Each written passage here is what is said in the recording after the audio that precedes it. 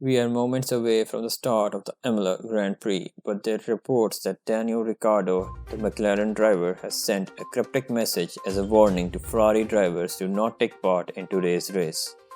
For more, we will turn to our on-track reporter, Raul. Raul, any luck decoding the message? Not yet, Rashid. We are working hard to decode this message. I'll show this message on screen for our viewers.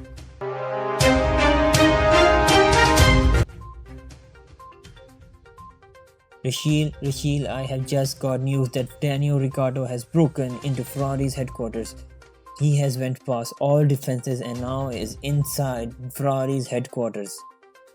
Raul, first Daniel Ricciardo sends a cryptic message, now he breaks into Ferrari headquarters. Are the Ferrari drivers safe right now? Charles Leclerc has just been spotted fleeing from the Ferrari headquarters. He was seen pulling his pants up. This seems like the main area that Daniel Ricciardo focused during his attack. Raul, what could have Daniel Ricciardo done to Charles Leclerc after putting him in a defenseless position with his pants down? Rashid, for that we will need to decrypt the message sent by Daniel Ricciardo, but so far I have managed to get an interview with Carlos Sainz to get his take on this matter. Carlos Sainz immediately asked which side came out on top, and he was very disappointed when he found out that the English side came out on top. En italiano inglese. Oh. Afterwards, Sainz went directly to the former Ferrari world champion Sebastian Vettel. And this is the advice Sebastian Vettel gave to Carlos Sainz on how to deal with this matter. Let's watch.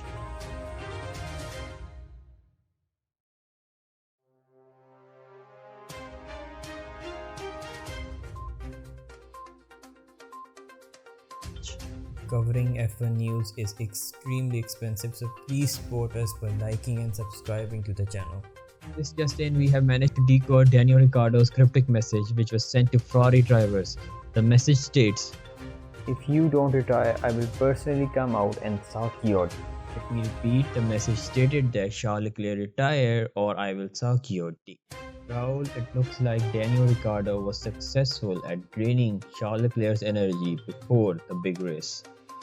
It was such a dirty tactic used by McLaren to drain Charles Leclerc out of energy, and now it is going to be extremely difficult for him to focus during this extremely important race. The race has just begun and Carlos Sainz is trying to stay away from Daniel Ricciardo, but Daniel Ricciardo managed to close the gap and hit Carlos Sainz out of the race, and Carlos Sainz has been taken out of this race by Daniel Ricciardo.